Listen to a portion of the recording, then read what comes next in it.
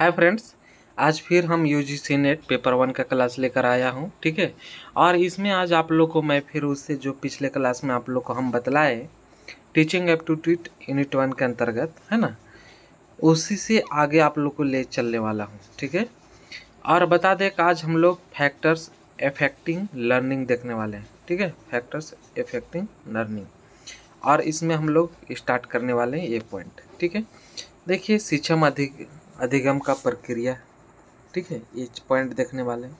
देखिए, अच्छा शिक्षण या अच्छा अधिगम, है ना, वो आपका क्या होगा, प्रभावी शिक्षण आएगा। और प्रभावी शिक्षण के कारण जो है शिक्षक को विषय का ज्ञान होना चाहिए। ठीक है। कहने का मतलब अच्छा शिक्षण अच्छा अधिगम तब होगा जब शिक्षण आपका प्रभावी होगा, और प्रभावी शिक्षण तब होगा जब शिक्षक को विषय ज्ञान का समझ होगा। समझ गए।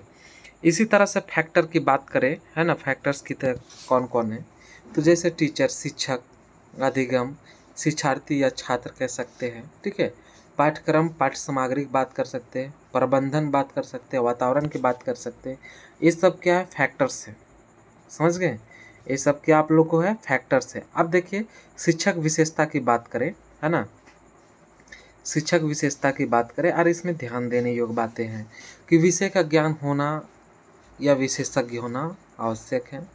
अनुभवी शिक्षक, अपरिशिष्टु शिक्षक होना जरूरी है। शिक्षक का व्यवहार ठीक होना चाहिए। ठीक है। शिक्षक को मनोवैज्ञानिक होना चाहिए। समझ गए। शिक्षक हमेशा शिक्षण विधि का समुचित प्रयोग करना चाहिए। समझ गए।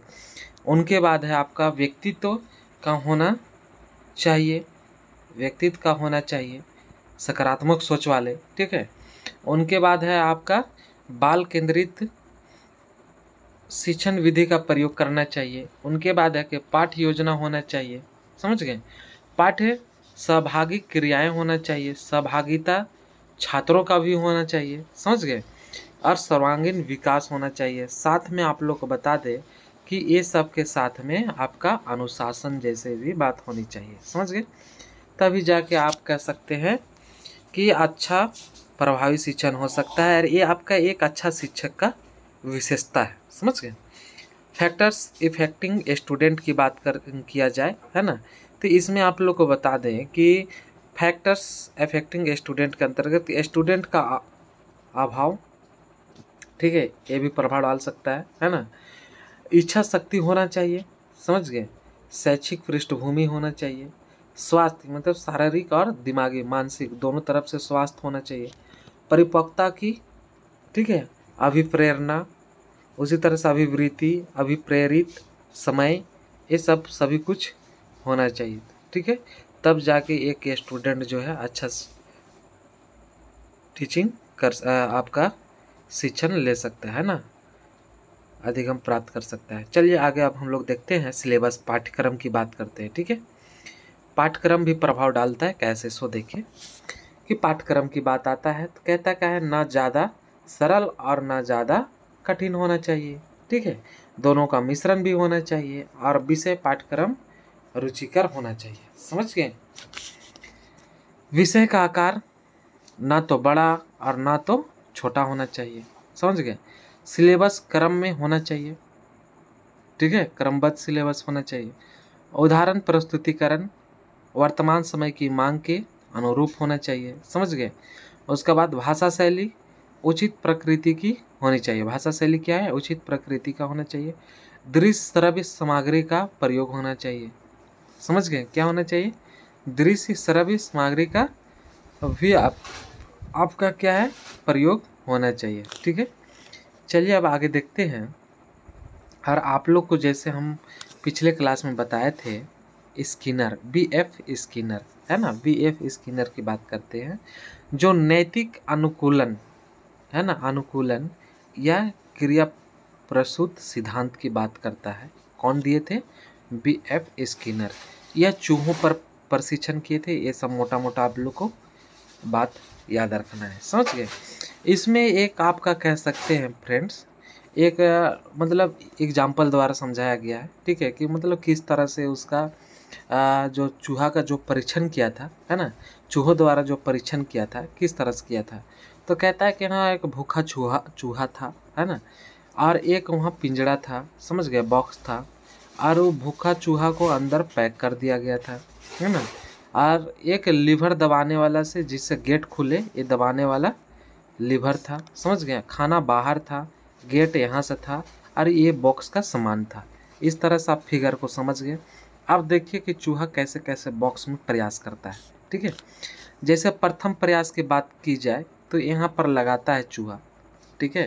कहता है कि चारों तरफ भाग दौड़ करता है और लोहे का तार काटता है। तो वास्तव में कोई भी चूहा अगर देखा जाए एक बॉक्स के अंदर हो, है ना, बाहर खाना हो, उससे भूख लगा हुआ है ना, भूखा चूहा है, तो भूख से, है ना, और पैक मतलब बॉक्स में पैक है, पिंजड़े में बंद है, तो उसके डर से भी वो तो पूरा ही इधर उधर तार काटेगा, कभी निकलने का प्रयास करेगा, ठीक है।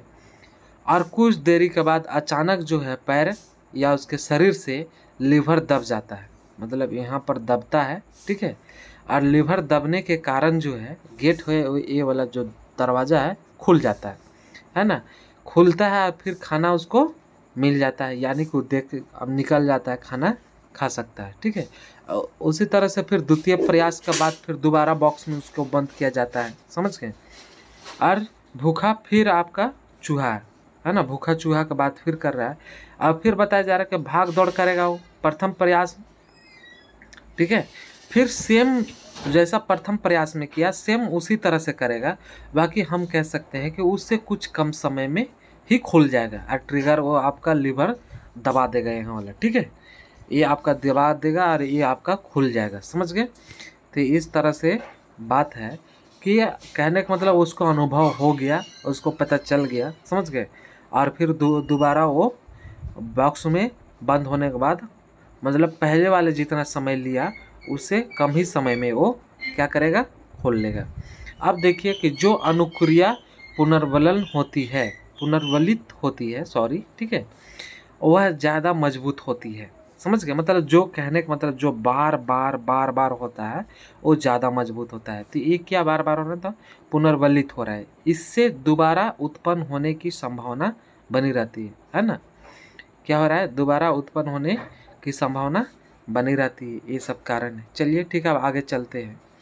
तो आप लोग को मित्र अब यहाँ पर बता रहे हैं कि उद्दीपकों को पुनर्वलित किया जाता है, ठीक है। उद्दीपकों का क्या क्या किया जाता है, पुनर्वलित किया जाता है, और उनकी आवृत्ति में क्या होती है, वृद्धि की संभावना रहती है। क्या होता है, वृद्धि की संभावना रहती है। और क्रिया प्रस्तुत, है ना, नैमित्तिक अनुकूलन का सिद्धांत जो है किस पर आधारित होता है, आप पुनर्वलन पर आधारित है, ठीक है। प्रकार धनात्मक पुनर्वलन, ऋणात्मक पुनर्वलन, दंड पुनर्वलन और विलोप पुनर्वलन, समझ गए। ये सब की बात होता है, समझ गए। धनात्मक पुनर्वलन का बात किया जाए, समझ गए, तो ये पुरस्कार खाना के बात है। ऋणात्मक पुनर्वलन, है ना, मतलब धनात्मक कहने का मतलब उसको खाना मिल गया, ठीक है, खाना मिल गया यानी कि पुरस्कार के रूप में मिल गया। और ऋणात्मक है कि अवरोधक पैदा जो करना था। दंड के मतलब नकारात्मक तत्व को शामिल कर जो देते थे, समझ गए। तो इस तरह से आपका धनात्मक पुनर्वलन, ऋणात्मक पुनर्वलन, दंड पुनर्वलन और विलोप पुनर्वलन जैसे बातें होती है। तो इस तरह से हम लोग देख लिए आपका फ्रेंड्स स्किनर को भी देख लिए जो चूहों का प्रयोग करता है ना, चूहों पर परीक्षण करता है और नैतिक अनुकूलतम और क्रिया प्रसूत सिद्धांत की बात करता है। तो थैंक यू फ्रेंड्स, आज की क्लास में बस इतना ही। आगे नेक्स्ट आप लोग को तुरंत अगला पार्ट आने लेकर आएंगे अगले नेक्स्ट दिन, ठीक है, नेक्स्ट डे। तो थैंक यू फ्रेंड्स। तो आप लोग को अच्छा लगे, ठीक है, तो लाइक कमेंट कीजिए, प्लस में अधिक से अधिक मित्रों को भी इसे शेयर कीजिए। Thank you friends.